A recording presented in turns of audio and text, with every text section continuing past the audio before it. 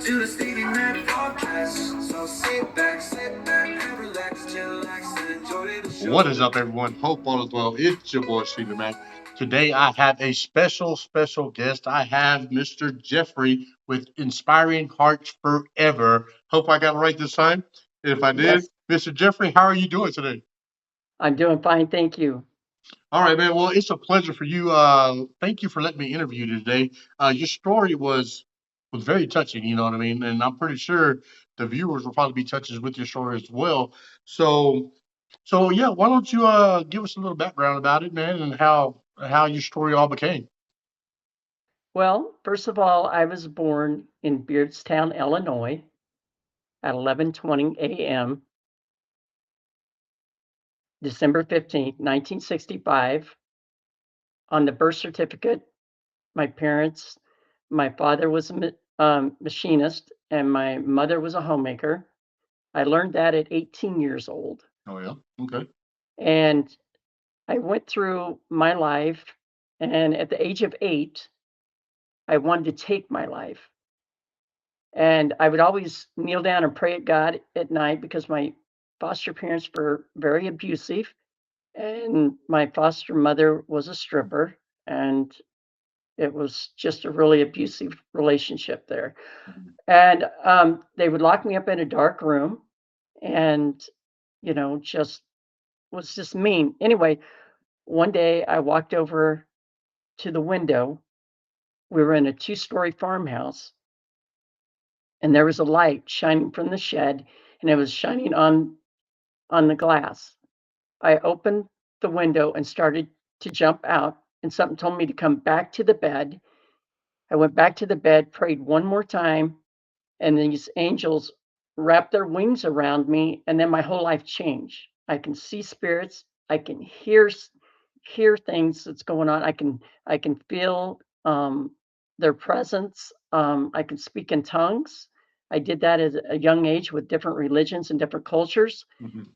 and I didn't want the gift, and I rebelled it. And down the road, I will tell you the reason why I did and who I am today.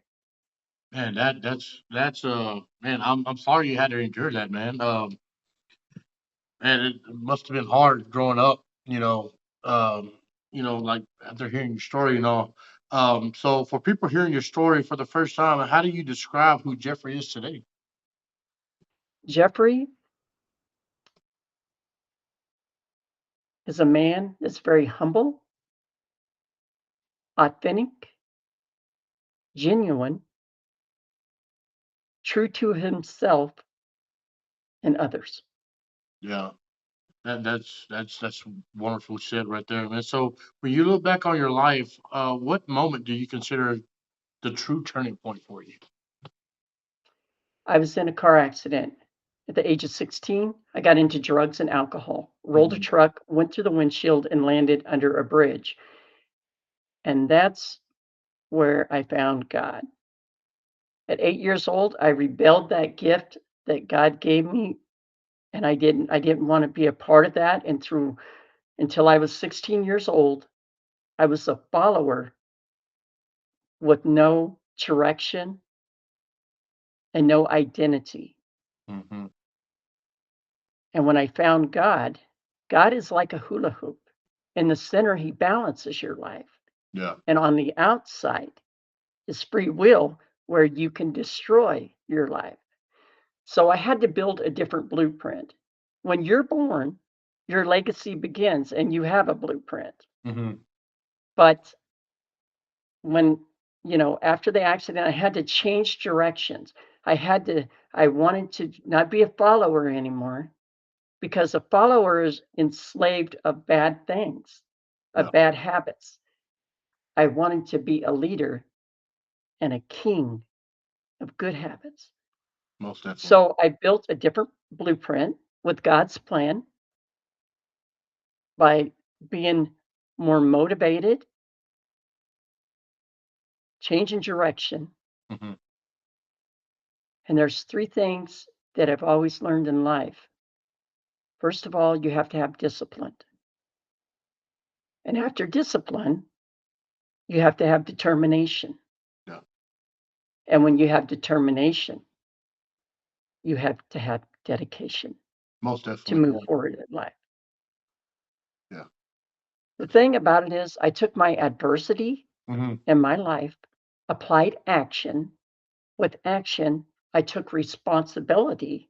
Yeah. And with the responsibility, I took accountability for the actions and decisions that I made in my life. Hmm. Okay. Okay. So we're gonna go with your childhood and early struggles. You know what I mean? So you were abandoned as a newborn. You moved through 10 foster homes. How did that shape you the way you saw yourself growing up? Like how did it shape you all up now? There's one thing that I've always learned that foster children or people that were abandoned from their parents, Hmm. they're the goat. They're the goat. And my whole reason why I'm on this earth was to inspire, encourage, empower, and light people's souls and break the cycle, break that cycle of the generations. And, and when I broke the cycle, I forgave my parents. I don't know what they went through. I forgave the people that hurt me. I forgave myself Hmm. and I apologized to the people that hurt me. I had to do that if I was ever going to move forward in life. So Because if you I go don't mean ahead, to cut you off, but you said you apologized to the people who hurt you. Shouldn't that be the other way around? Or you well, forgive them? here's the thing. I apologized to them that I hurt, and then, yeah, I apologize to the people. Well, yeah, I apologize to the people that hurt me. I apologize because maybe I'm getting it wrong. Okay, wait a second. I I forgave my parents. I forgave the people that hurt me, Okay, okay, I got you there. Okay. and I apologize for the people I hurt. Oh, Thank you. okay, I got you there. Okay. Thank you. I do apologize. It's all Sorry. good, and it's okay. You know what I mean? Because you've been through a lot. You know what I mean? So, you know, hey, I'm here for you, man. Like, hey, we got all the time, all the day. You know what I mean? So I'm here for you. So just take a deep Thank you. breath. You know, I know you like telling your past. You know, because it's inspiring. But I know it's kind of hard as well. So if by any Okay. means, if I step on any toes, man, let me know and I'll back off. I just want it for the record here is a I'm not going to be perfect. I'm not going to disguise my spirit for no one. If Most I made a definitely. mistake, I made the mistake of how I said that just a little bit ago. Oh yeah, you're good. It's not about perfection. It's about sending the message, and Most that's definitely. the Hey, whole yeah. focus. Stevie Mac podcast. Hey, my viewers, it's a no Okay. judgment zone here. I Okay. promise you that one. Okay. so Thank you. so moving on, man. How did those early experiences influence your struggles with drugs and alcohol as a teenager? Well, uh, that question. What do you mean by that? This I'm is like trying to how figure did out what those that. early experiences and Oh, the like earliest. the early experiences, how did that influence your struggles with drugs and alcohol? Like, the How trauma you've did been it through? make me move forward? Yeah. Okay. Well, my so-called friends were dying. They were ODing, Mhm. and all the time when I was in with the drugs, it was a movie. It was a movie. The higher I got, the drunker I got. I had no responsibility. I didn't care about my credit score. I didn't care about my reputation. Didn't care about anybody except myself. Yeah. That was a fantasy. And when reality hit, that was a whole different. That was then I knew that this was real. But at that time, I just lived in the fantasy, and I didn't want to take that gift that God gave me. Yeah, most And definitely. that's the reason why I rebelled all through my teen years. So would you say the reality hit is when you flew through your front windshield and fell underneath the bridge? Yes, Yeah. yes. that's when I woke up. It's like, you know what? I might not get another chance at this. Okay, I so just might not. we're gonna go with the wake up call. You know what I mean? So basically, what we're just now touching on. So Okay. you survived a near fatal truck accident at 16. Um, what do you remember most about that moment? Okay. My friend was driving. We had an orange four-wheel drive truck. It was a Ford 150, 1974. Oh yeah, okay, And we were on a dirt road over there in Kansas. I was raised in Kansas all my life. And we flew over the railroad tracks. And there's a pig curve turn, a bridge, but it was a pig tail curve or whatever. yeah, And the next thing you know, we hit a telephone pole, snapped it off, and we just it all happened, and then I landed in some ditchweed. It was the craziest thing. I was so drunk, intoxicated. I had bruises, and it messed my shoulder up. So my that was the only thing that really dislocated my shoulder. One side of my shoulder is down, and one side is up. So my body is a little bit different. And also, I got stabbed in the leg here, and that made a big difference. I got a big gash about like that. yeah, And then I got a piece of bullet in the arm. I got shot in the arm and in my hand when I was in teams. They were going to lock me up and put yeah, me in detention center. So, um, yeah, that really, all that crazy stuff. And, you know, that woke me up. It said, you might not get another chance at this. yeah. Yeah, that's what I'm actually it's going to right on what I'm fixing to ask you now. It's crazy how it's lining up. But I do want Okay. to add though, I had a dislocated my shoulder as well. So if you look like one of my shoulders are propped up too, but I Yeah, didn't it's get like it through. this. It's like this. Yeah, Yeah, my shoulder's like but this. how I got Yeah. mine is when I was younger, my teenage years, I tried to jump a dirt pile, a dirt mound. Well, when Oh, wow. I went up, the bike went up, and I didn't go over. I went straight down. The bike fell on me and snapped my shoulder. Mhm. So that Oh, was crazy. But yeah. hey, I'm not trying to get off subject, but I just thought it was coincidence. So Yeah, like that's second chances, you know what I mean? Do you feel like the accident was a warning, a second chance, or something entirely? I believe it was both a warning and a second chance. Because see, I kept rebelling that gift that God has given me. Yeah, I didn't want to be a part of it. That's why I just started drinking and doing drugs. I didn't want to deal with any of that. I had enough to go, it's in life, it's you versus you. Someone has to die. And at that moment, that person that was having the free will had to die for me to move forward. yeah. Okay, okay.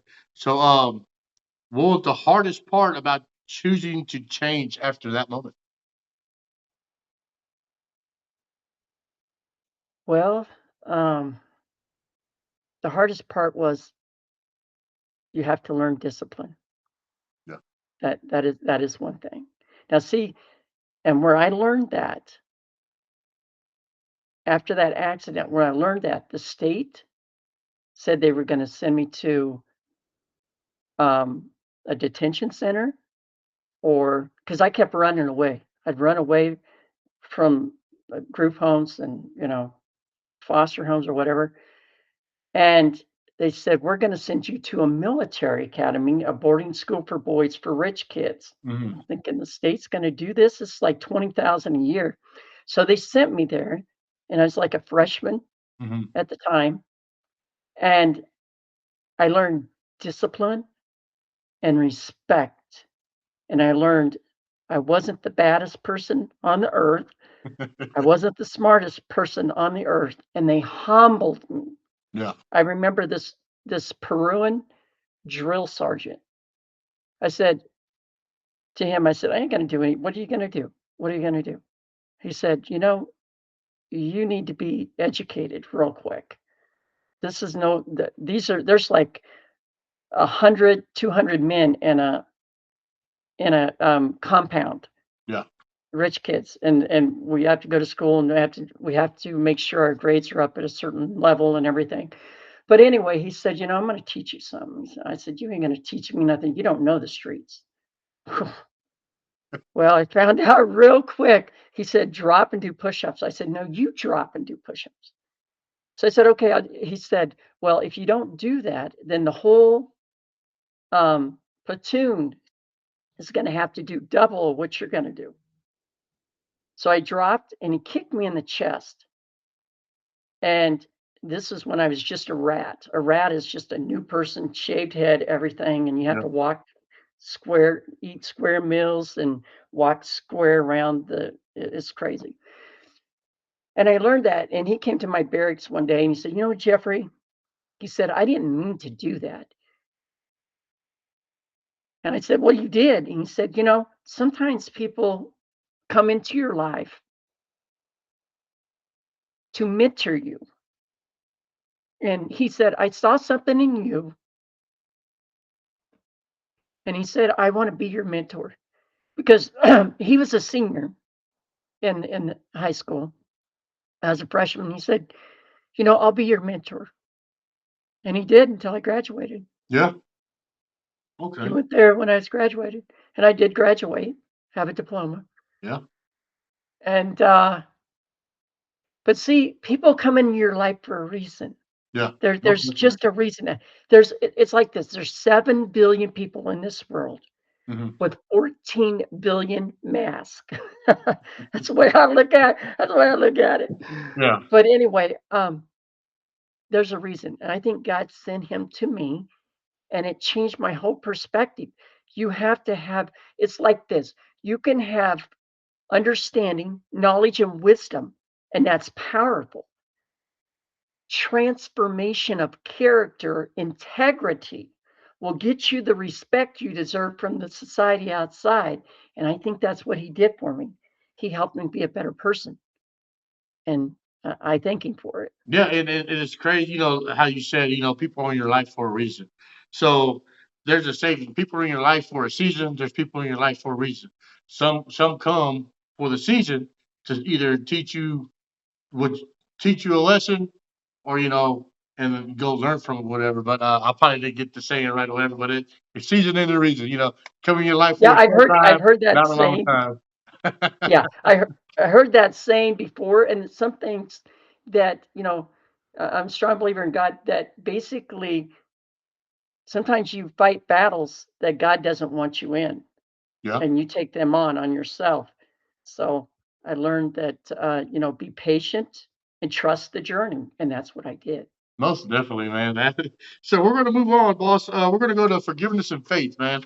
Um, so so forgiving your parents was a huge step. Yes, What did forgiveness mean to you, and how did it change you? you can't move forward in life if you don't forgive. You can't. It's a cancer. It's a cancer inside of you. You have to change your attitude. Mindset is very important. Yeah, That is one thing that if you're going to move forward, I looked at it this way. I can live in fear, walk away, and be a victim in the past again. yeah, Or I can live in courage, cross the comfort zone, and discover the unknown. And what I did was I said I wanted to live in courage. And with God's, it was like I was walking down the road as a follower with no identity or direction. And when I found God, I was driving down the road with God's drivetrain, the light, the love, and He was always there for me. yeah. And that's how I kept moving on in life. So, how did God help you find? How did God help you rebuild your identity and your self worth? He's always been there. What's so sad is when we get in trouble, the first thing we do, we ask for God. He's like on the shelf. When we take him off the shelf, he's always been there, and I've made decisions that were not right, and, you know, you pay the consequences for every decision that you make in your life. There's Oh, pros yeah. and cons to it, Most definitely. and when you have free will, you think you already have a game plan, Yeah. and I didn't have the right game plan, and then when I got with God, then I knew that when I would lay my head down at night, I would know my self-worth. All right. So you talk about you're moving from being a follower to a leader. What does leadership mean to you now? Leadership to me is you have to have self-control, Yeah. self-love, and self-respect for yourself.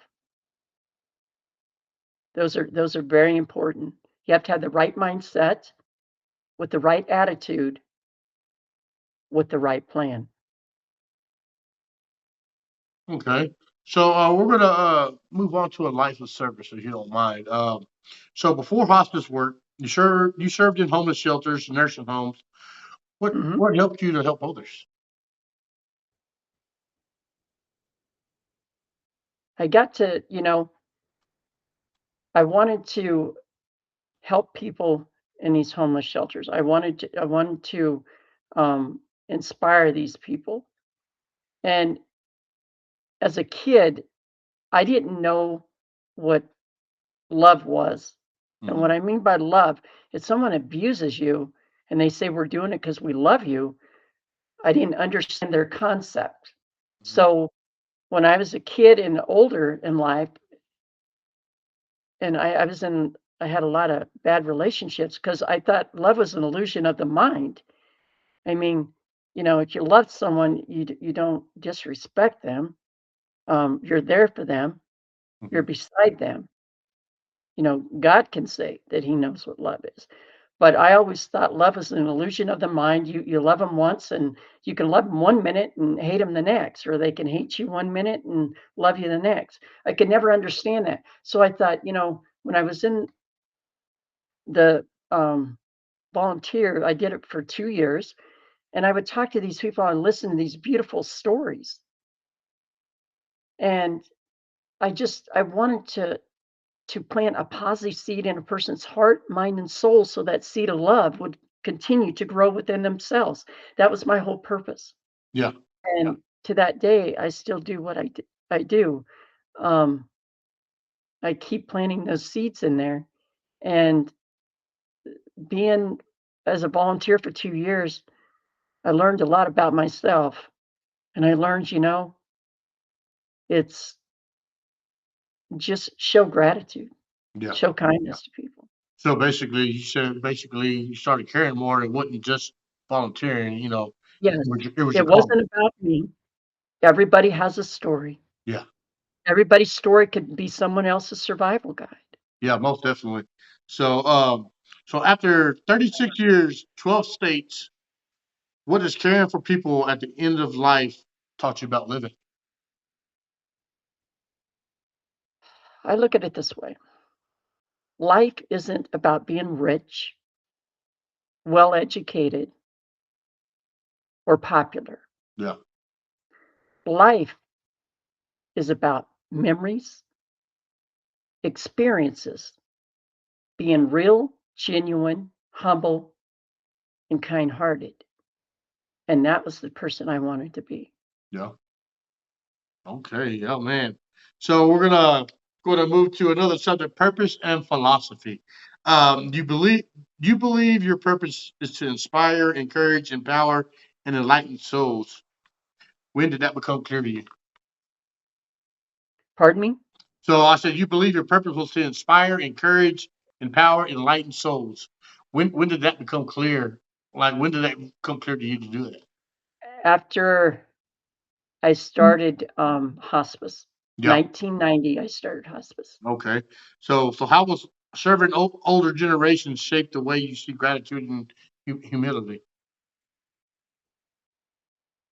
What's sad about the new generation that they need a lot of wisdom and Oh yeah. direction. Yeah. And back in our generation, you know, the generations before me, I learned the morals, the Yeah. values, the ethics, and the beliefs. And I would always listen to them because they were they were knowledgeable. They walked that road. So what I did was I got rid of my ego, I got rid of my pride, and I listened because I've learned I was assistant manager of a shoe store once, and my boss told me, he said, Jeffrey, just listen. If you don't listen, you're going to miss out on the opportunity in life. Yeah. So I learned to listen more and just let people speak because, they have a voice just like anybody else. Yeah, but like our age, growing up, we had a lot more structure, because Yes. it was instilled in us, you know. So And, this and that's a generation good needs a thing. lot of help. Yeah, Yeah. I mean, you didn't go to McDonald's. You didn't, when I was on the farm, the other one, I had chores to do. I had to feed the animals before I went to school, before I even ate. yeah, It was crazy. But yeah. So so your name means God's peace and God's divine. You know, that is correct. how does that meaning resonate with your life journey? Well, I'm very humble, and God is very humble. And the divine, I want to help as many people as I can and Yeah. to move forward in life. And I understand since I'm older now, all of those that what happened to me was not a bad thing. It wasn't. Mhm. He was building a foundation Yeah. for who I am today. And sometimes we don't want to accept the change is the hardest thing for people. But if you can adapt and understand, because if you're going to find your purpose in life, you're going to have to go through pain. You're going to have to go through storms. You're going to have to deal with it, or you'll never find your purpose in life. You're going to learn lessons, and you're going to learn people that love you and who don't. And remember, always love yourself because if no one's going to invest in you, invest in yourself. If no one's going to love you, love yourself and always show up. Yeah, so like basically, if you can't love yourself, how can you love someone else? You know what I mean? You got to end That up is loving that is yourself correct. before you try to, yeah, I totally understand that right there. If you don't respect yourself, how you going to respect somebody else? So yeah, That is true. that's most definitely. So we're gonna go on and get to wisdom and legacy for you. You know what I mean? Um, what do most people understand? What do most people misunderstand about death based on your hospice experience? What they misunderstand about why I do what I do. No, what do most people misunderstand about death based on Oh, your death. hospice experience? Okay. It's I learned a lot. pretty intense one right there. Okay, no, it's okay. It's just it was hard to hear. I got it up there. Sometimes I got a cold in my ear. And well, the reason why another thing is as a child I was thrown down the stairs and it messed my hearing and went to different surgeries. But anyway, beside the point. I can hear you. So death is like this. When you're on your deathbed, you don't worry about your credit score. You don't worry about your reputation. You don't worry about really anything. Um, there's a saying, and people have said this before, that when you get to that point, you know, you just want to have peace within yourself. Yeah, You don't, and the thing is, I always treat them with respect because I just turned 60, and I never thought I would ever get to that point, and I'm on that train. I'm on that train. I'm, 20 years, I'll be 80 years old. yeah, but they got medicine. As the years go on, Yeah, they but got I they I got don't that take medicine medicine. too.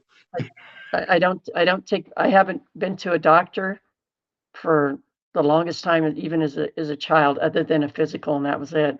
I don't take medicine. I do fasting. Yeah. I used to be 180 pounds. I eat 1 meal a day, a large, big meal, and that's it. And now I'm like 155. But at my age, I don't need that. I don't need to be big and I don't need that. I made it and that's You're just living your me. life. Yeah, most Yeah, definitely. I don't take medications. I don't take vitamins because back in the day, they didn't do that. What I'm saying, the back in the Stone Age, they didn't do it and they made it.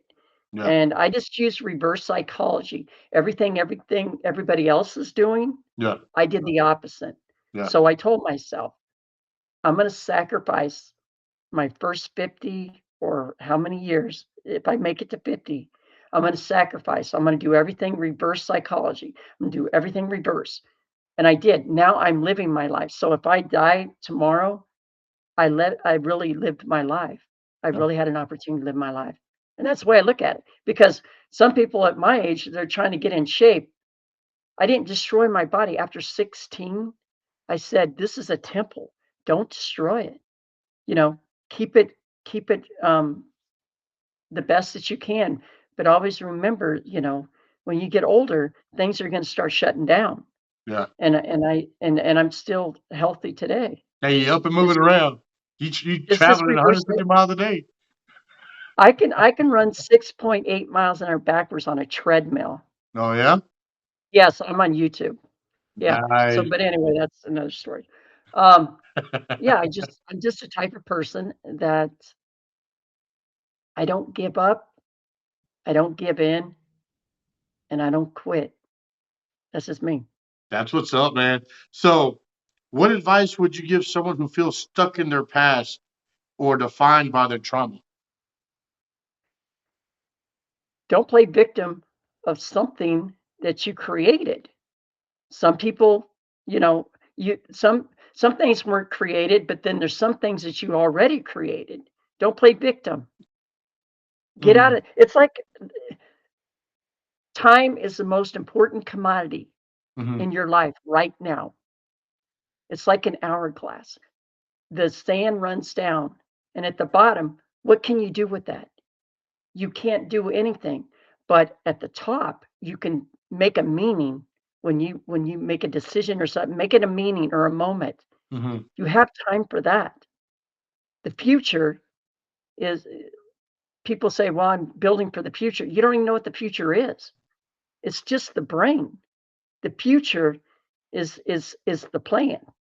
You can't really build for the future, build for the present. I look at it this way. The past is the shadows of the ashes, and the presence is the blessings of your results and success. Man, that's deep. It's I'm pretty sorry, good, actually, man. I'm a writer, so it's just me. Yeah, that's It's me. awesome, man. So, so we're gonna. I got a couple more questions for you, man, and I don't want to keep you too long. Um, how do you hope people remember Jeffrey? I want to be remembered as a man with a heart of gold that inspired, encouraged, empowered, enlightened people's souls. That with the message that I delivered today, that I inspired them Mhm. when it's tough times and they're in a storm. Yeah. Don't give up. Oh man. So, what would you say to someone who hasn't discovered their gift yet? When you're at the storm, you're not alone. God is with you on the side. Okay, If so you're ever going to get through the storm, yeah. you can't be looking at the storm. It's easier to go forward and cross that comfort zone to discover the unknown. It takes courage. Yeah. It takes courage to tell a story. Yeah. It takes courage to live that story. Yeah. And it takes courage to be a survivor and survive that story. Most definitely. So, if your life was summed up in one message, what would it be? Never disguise your spirit for no one. And remember this, not everybody is going to be a moment in your book of life. So thank you for your love, kindness, respect, and thank you for being you. And thank you for your generous time too.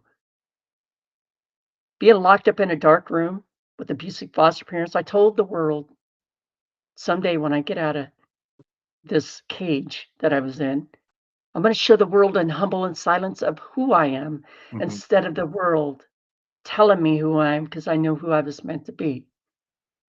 I believe everybody has a special, unique gift to offer to this world in their own unique way, and I accept them for who they are. Everybody has a story, and everybody's story is someone else's survival guide. And I just want to say the best gift that you could ever give yourself is just be yourself because everyone else is unique and different, and everyone else is taken. Thank you. Oh man, that was beautiful. So before I let you go, is there Mhm. anything else you want to tell the people out there listening to your story? I just want to say never give up, never give in, and never quit. If you want to win, change direction, attitude, and mindset. Be positive. What you consume with your mind controls your life. And that's that's about it. All But right, well, and what I and also I wanted to just say life isn't about being well educated, popular, or rich. yeah. Life is about being or life is about experiences, memories, being real humble and kind-hearted. When you get to be a certain age, like in hospice, the memories, that's all you're buying time. Yeah. And now, my friend, I'm buying time. I just turned 60. I'm buying time. And be thankful. There's some people will never be able to be born on this earth. Everybody has a disability. It could be a broken heart, a broken mind, body, or soul. So when people say, "Well, that person has a disability," no, you have a someone has a broken heart, someone has a broken soul, and someone has a broken mind. I'm not always perfect. Sometimes my mind can break, Sometimes you have to have self-control and control the situation and don't let the situation control you. All right, man, that was Thank you. beautiful. Hey, don't go nowhere, Jeffrey. I'm gonna go ahead and end the segment right now. I want to catch up a little bit more before I let you go. But everybody, Th thank you for watching. This is your boy Stephen Mack with Mr. Jeffrey. I want to thank you for coming on. But hey, if you know anybody who wants to jump on the interview with me, holler at your boy, man. Thank y'all, and hey, God bless.